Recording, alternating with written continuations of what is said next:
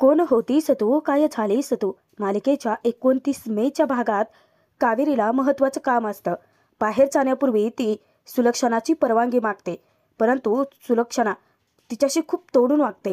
तुला जिथे जायचंय तिथे जा, तुला आमची परवानगी घ्यायची काही गरज नाही आहे, स्वतंत्र आहेस ग तू. तेव्हा कावेरीच्या मनाला इतकं लागतं ना. कावेरी तिथे सगळ्यांकडे पाहत असते. काकू यमुना तर तिच्याकडे खूप रागात बघतात, परंतु विद्या विद्या कावेरीला खुणावते की काहीही न बोलता तिचं काम करावं. कावेरी ज्या वेळेस घरातून बाहेर निघून जाते तेव्हा यमुना तिच्यावरती खूप जळते. याला म्हणतात नशीब, एवढ्या मोठ्या घरात फुकट राहते आणि बाहेर जायचं असेल तर कोणाच्या परवानगीची गरजच नाहीये. किती मजा करून घ्यायचंय ते घे कावेरी, त्यानंतर मी आहेच. यमुना विचार करत असतानाच अचानक महिला आयोगाकडून आता खूप साऱ्या महिला सुलक्षणाच्या विरोधात घोषणाबाजी करत त्यांच्या घरात शिरतात. आता घरातल्या सगळ्यांना जबरदस्त धक्का बसलेला असतो. जे काही चाललंय ते कशासाठी कोणाला काहीच कळत नसतं. यमुना आता त्यांना शांत करते. काकू त्यांना विचारते की अहो तुमचं नक्की चाललंय तरी काय आणि इथे कशासाठी आला आहात तुम्ही. तेव्हा त्या महिला आयोगाच्या बायका सांगतात की सुलक्षणा धर्माधिकारी सारख्या बायकांना ना अटक करायला पाहिजे. सुनेचा छळ करतात त्या. सुलक्षणाला इतका धक्का बसतो ना या गोष्टीचा. सुलक्षणा तर धक्क्याने खालतीच बसते. निशा तिला सावरायला तिच्या जवळ जाते. ज्या वेळेस त्या सुलक्षणाच्या विरोधात घोषणाबाजी करत असतात ना बायका, तेव्हा यश संदीप दोघेही बाहेर धावत येतात. यश त्यांना विचारतो की नक्की चाललंय तरी काय. तेव्हा त्या बायका सांगतात की आम्ही महिला मुक्ती संघटनेकडून आलो आहोत आणि सुलक्षणा धर्माधिकारी यांच्या विरोधात आमच्याकडे तक्रार दाखल झाली की त्या घरच्या सुनेवरती अत्याचार करतात, त्यांचा छळ करतात आणि ही तक्रार त्यांच्या सुनेनेच नोंदवली. सगळ्यांच्या पायाखालची जमीनच हादरते आणि सगळ्यांचा रोख जातो ते डायरेक्ट कावेरीकडे. कारण घरातून तर बाहेर तीच पडली आहे ना, आणि सुलक्षणाच्या विरोधात घरात कोण असेल तर ती कावेरीच आहे.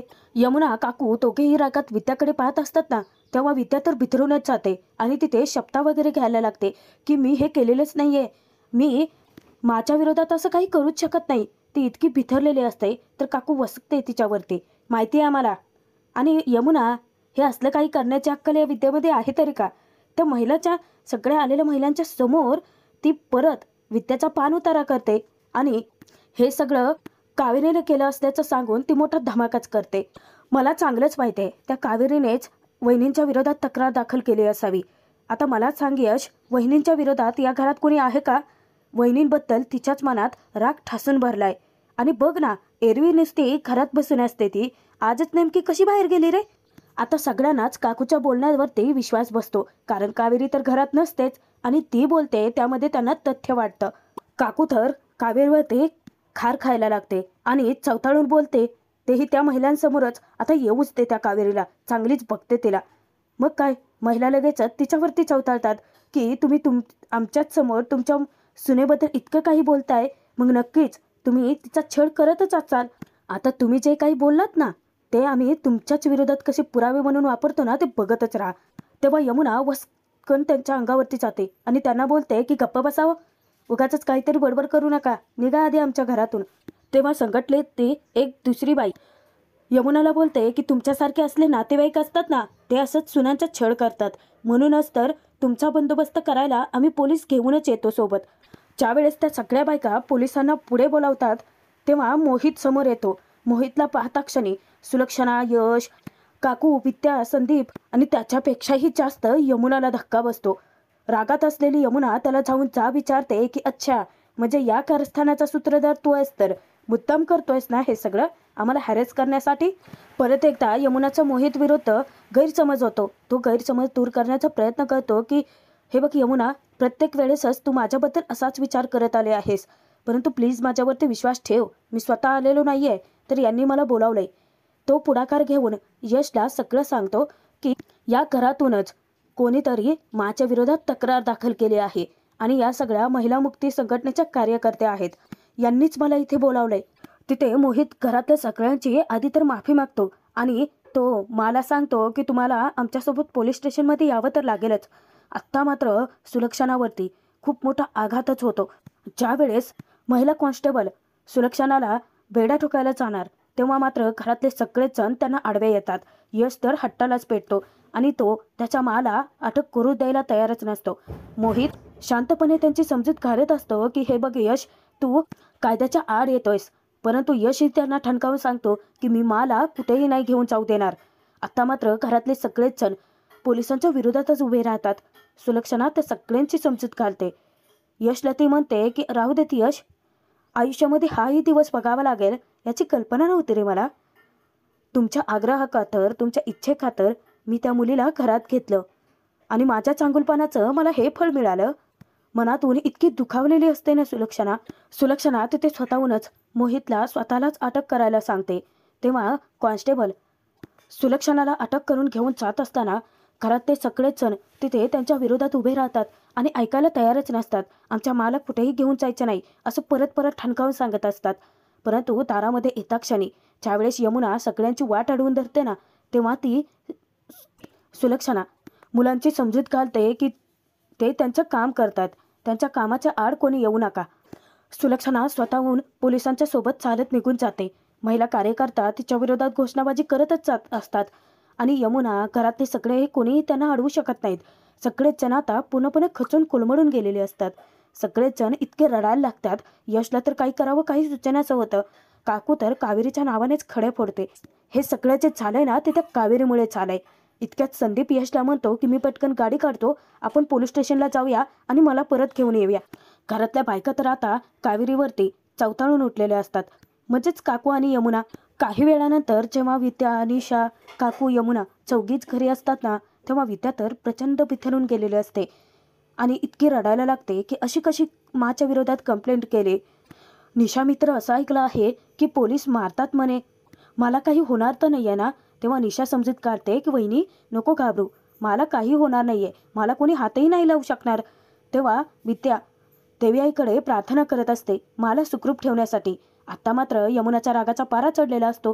रागाने अगदी लाल बुंद झालेले असते आणि सगळा राग निघतो तो डायरेक्ट विद्यावरतीच.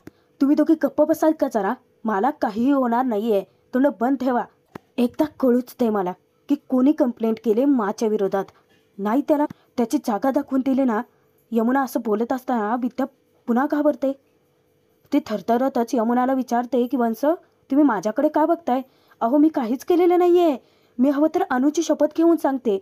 आणि विद्या तिथे आता तर्कवितर्क लावते की या घरात त्या सुनेने कंप्लेंट केली आहे, म्हणजे मी, कावेरी वहिनी आणि तिचा रोग जातो डायरेक्ट काकूकडे, म्हणजेच विद्याच्या सासूकडे. तेव्हा ती तिच्यावरती चवताळते. काकू तिला विचारते की मुस्कट फोडे ना तुझं, माझ्यावरती मी कशाला असलं काही करेन. तेव्हा विद्या तिथे बोलते की नाही म्हणजे घरच्या सुनेने कंप्लेंट केली आहे ना. तेव्हा काकू म्हणते की दीडशाने मला अक्कल शिकवायला जाऊ नकोस की या घरची मी सून आहे का सासू आहे. काय गं शहाणे, आता तूच मला सांग की गेले कित्येक वर्ष मी या घरात आहे, गेली 30 वर्ष या घराची सून म्हणून सेवा करते मी, आणि मला अक्कल शिकवतेस? कुठून उचलून आणलं हिला? कावेरी वरचा सगळा राग आता यमुना काकूचा विद्यावरतीच निघत असतो.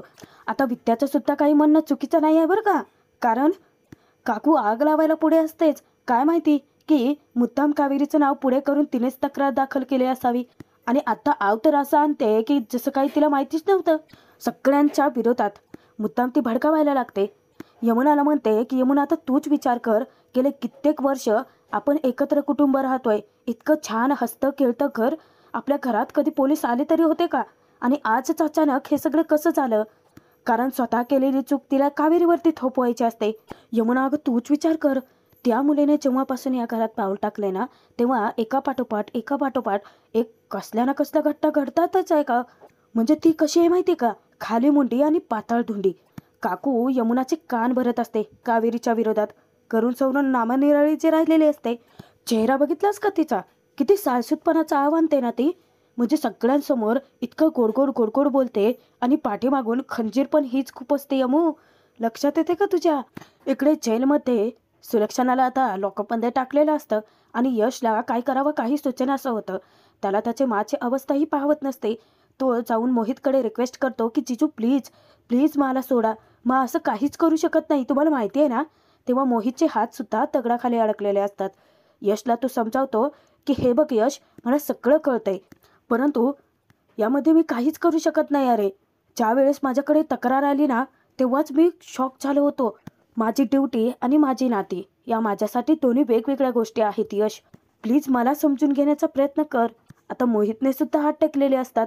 मोहित तिथे यशला एक सल्ला देतो की हे बघ, हा खूप सिरियस मॅटर आहे. एकतर महिला मुक्ती संघटनेच्या कार्यकर्त्या यामध्ये इन्व्हॉल्व आहेत, त्यामुळे माच्या विरोधात असणारी केस खूपच सिरियस आहे. त्यापेक्षा तू एक काम कर, तू ना जामीन मिळवण्याचा प्रयत्न कर.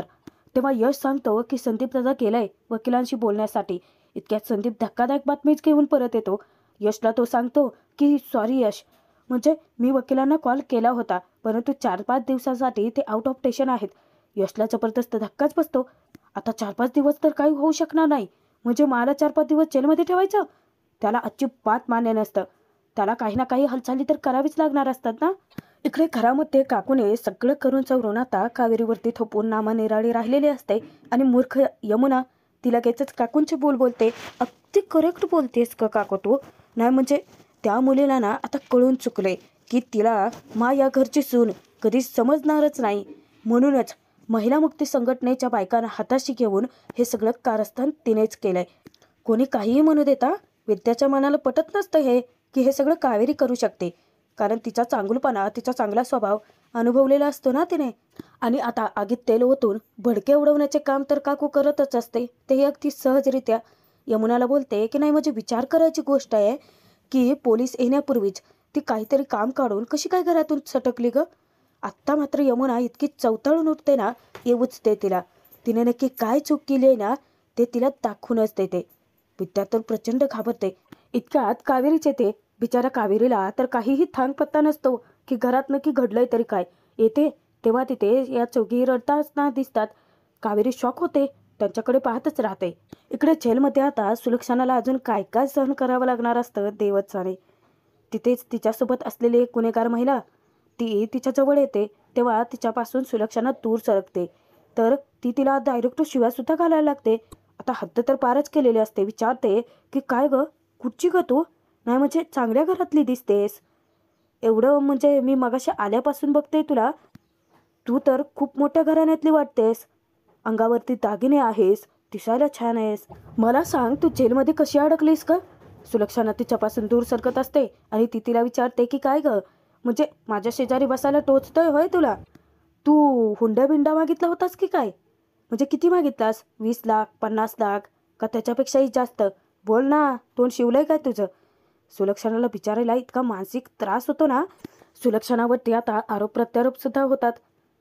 ती डायरेक्ट सुलक्षणाला विचारते की काय ग, सुनेने हुंडा दिला नाही म्हणून मारले की काय तिला, का डायरेक्ट जीवच घेतला?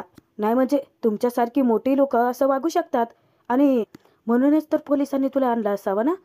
सुलक्षणाला इतका मनस्ताप होत असतो ना की आत्ता तिथून निघून जावंसं वाटत असतं, परंतु काय करणार, हात दगडाखाली अडकलेत ना. ती बाई फक्त एवढंच बोलून गप्प बसत नाही हा, गंभीर आरोप तर लावलेलेच असतात. आता सुलक्षणाला ते गुन्हेगार म्हणून हिनवायला लागते. तुमच्यासारखी मोठी लोक ना असंच वागतात. नाही म्हणजे देवळात जायचं, मोठ्या मोठ्याला बाता मारायच्या, देवदर्शन केल्याचं दाखवायचं, ते फक्त जगापुरतं. तू ना माझ्या इतकीच गुन्हेगार आहेस. तिचे शब्द जणू काही सुलक्षणाच्या काळजावरती घावच घालत असतात. तुमच्यासारख्या मोठ्याल्या लोकांचं असंच असतं, दागिने वगैरे घालून मिरवायचं, मोठं मोठं असल्याचं दाखवायचं.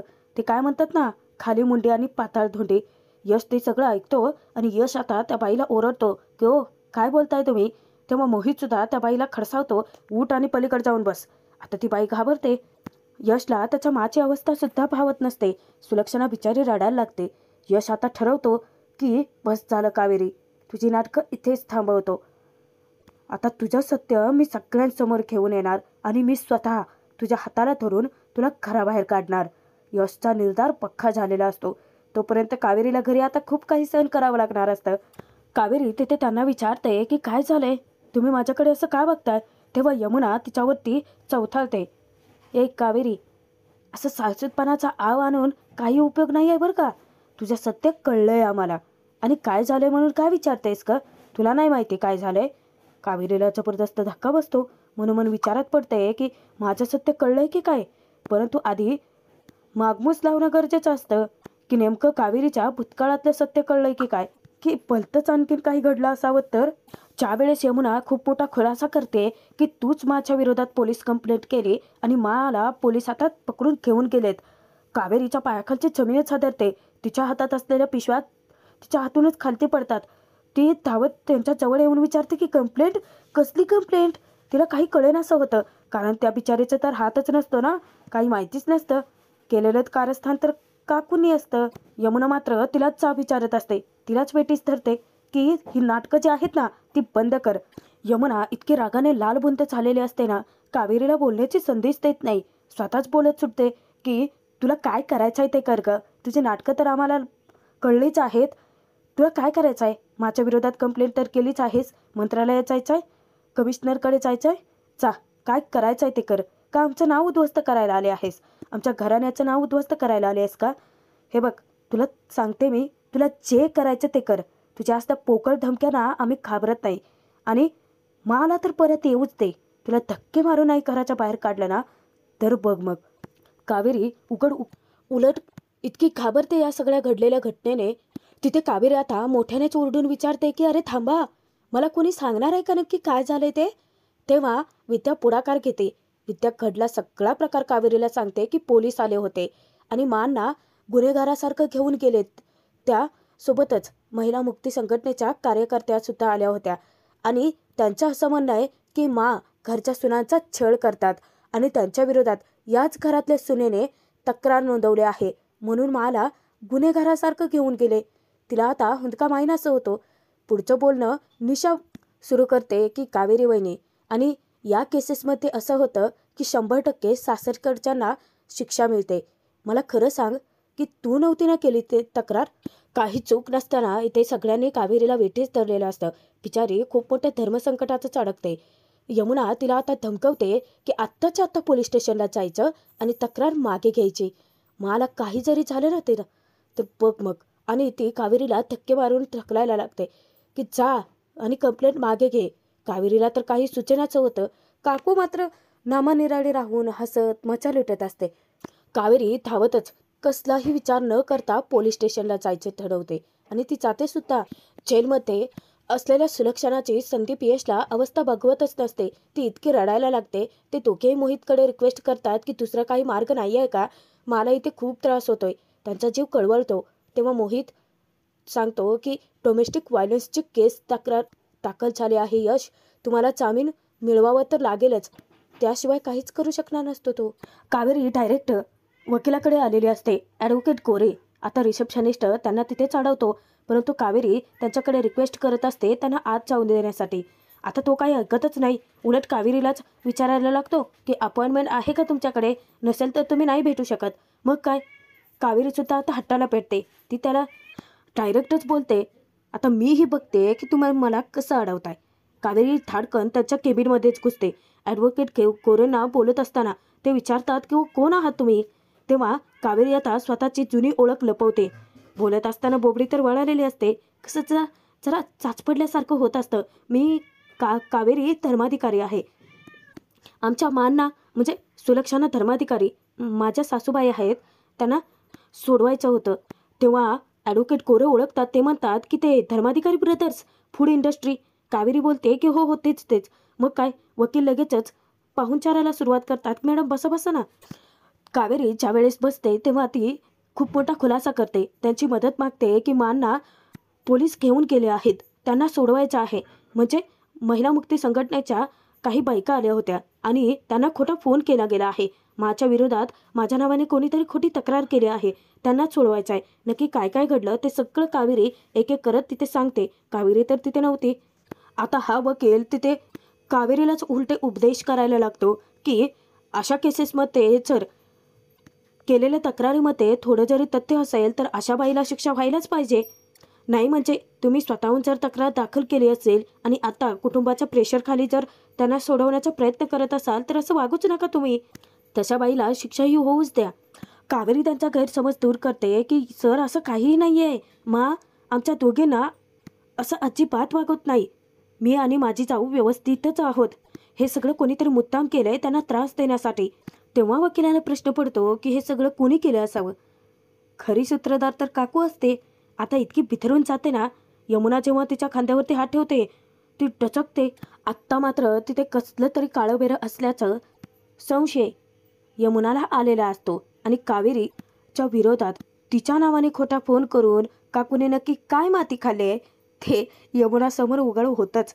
कावेरी स्वतःच्या परीने पूर्ण प्रयत्न करते. ती वकिलांना सगळं कसं समजावून सांगते की हे बघा, आमची मानच्या विरोधात तक्रार नाही आहे, त्यांच्या विरोधात खोटी तक्रार दाखल झाली आहे, प्लीज त्यांना वाचवा आणि हवं असेल तर मी आणि माझी जाऊ दोघेही मिळून लेखी स्टेटमेंट द्यायला तयार आहोत, परंतु प्लीज त्यांना वाचवा. यशसुद्धा स्वतःच्या परीने प्रयत्न करत असतो. तो त्यांचा वकील नसतं तर काय झालं, इतर साऱ्या वकिलांना कॉल करून त्यांच्याशी कॉन्टॅक्ट करून मदतीचा हात मागत असतो, परंतु कोणीही यामध्ये इन्व्हॉल्व्ह व्हायला तयारच नसतं. संदीप आता यशला सांगतो की काय करायचं यश, अरे जर आपल्याला मानना जामीन नाही मिळवून देता आला तर आजची रात्र माना लॉकअपमध्येच काढावं लागेल. आता दोघांच्याही डोक्यावरती टांगती तलवार असते आणि कावेरी आपल्या परीने प्रयत्न करते सुद्धा. तर आजचा भाग इथेच संपतोय. पुढील भागात बघूयात. यश कावेरीवरती खूप रागावलेला असतो आणि तो डायरेक्ट कावेरीच्या साड्या बॅगमध्ये पॅक करतो आणि त्याने शपथ घेतलेली असते की ज्या कावेरीमुळे त्याच्या माला त्रास झाला त्या कावेरीला तो घरात नाही राहू देणार. स्वतःच्या हाताने तो कावेरीला घराबाहेर हाकलतो. ज्यावेळेस सुलक्षणा कावेरीमुळेच सुटून बाहेर येते ना, घरी येता क्षणी ती देवासमोरच आंघोळ करते, तीही कावेरीच्या नावाने. कावेरी पोलिसांना घेऊन सगळं उघडकीस आणण्यासाठी जेव्हा घरी परतते तर काकू तिला जा विचारते की आता परत कशासाठी आली आहेस, आमच्या घराचं वाटोळं करून. आता काकूचं काही खरं नाहीये. मूर्ख काकूला कळलेलंच नाहीये की तिने कोणत्या अंगारावरती पाय दिलाय. कावेरी आता काकूच्या नांग्या कशी ठेचते आणि सत्य सगळ्यांसमोर कशी घेऊन येते ते पाहणं मनोरंजन